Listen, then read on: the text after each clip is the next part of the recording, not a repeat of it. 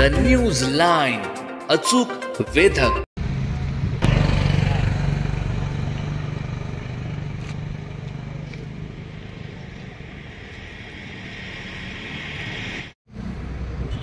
दिनांक 24/3/2025 पासून उपप्रादेशिक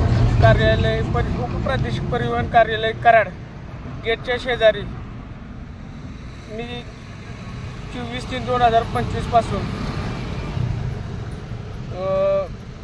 कराड परिवहन कार्यालयाच्या हद्दीतील बेकायदेशीर ओव्हरलोड वाहतूक, डंपर असतील, टिपर असतील, ते आपल्या कार्यालयाकडून त्वरित बंद व्हावे व आपल्या कार्यालयात येणारे नवीन लायसनधारक यांच्याकडून जी जादा फी आकारली जाते 7 ते 8% ती, आणि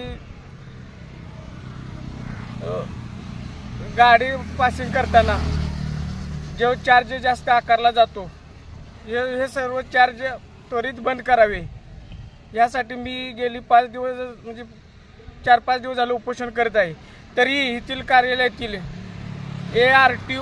ARTO राजमाने साहेब हे मला भेटा येतात व मी त्यांना हे तिन्ही प्रश्न केले तर त्यांच्याकडे माझ्या प्रश्नाला कोणतंही उत्तर नाही.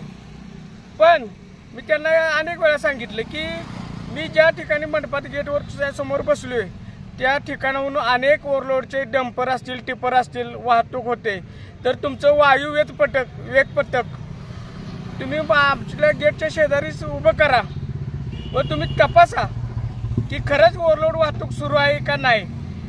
मी असं त्यांना विचारलं तरी त्या प्रश्नावर एकही उत्तर शब्द काढत नाहीत. आणि इथूनच शेजारी पश्चिम बाजूस क्रशंट मोठं चालू आहे, तिथून रोज ते 50 ते 100 डंपर ओव्हरलोड वाहतूक होती, तरीही सुद्धा त्या कार्यालयातील अधिकाऱ्यांना दिसत नसेल.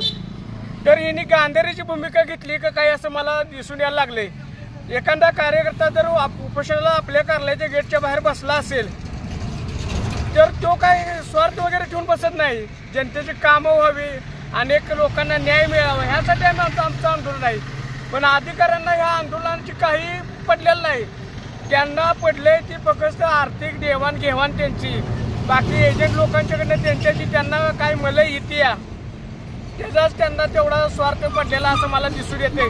कारण का तर हे 5वा दिवस आहे तर एकही अधिकारी आणि एकही कारवाई झालेली मला तर काही दिसून येत नाही. ओव्हरलोड असेल किंवा अन्य पण, आणि प्रत्येक मजल्यावर जे लायसन काढायचं ऑफिस असेल तिथं त्यांनी बाहेर बोर्ड लावावे, शासनाने किती नियमानुसार फी दिली आहे ते सगळी फी लावावी व जे एक्स्ट्रा चार्ज आपले कार्यालयातील कर्मचारी घेतात ते त्यांनी सर्व त्वरित बंद करावी. या मागण्या सर्व जर आमच्या पूर्ण आज सायंकाळी 6 वाजे पूर्ण न झाल्यास येथील पुढील काळात हलगी नाद असेल, बोंबा आंदोलन असेल ना, आमरण ह्यातून पण जर त्यांनी सर्व काही बंद केलं नाही किंवा व्यवस्थित सुधारणा केली नाही तर बुधवारपासून आमरण उपोषण पण चालू करणार याची त्यांनी नोंद घ्यावी. द न्यूज लाईन, अचूक वेधक.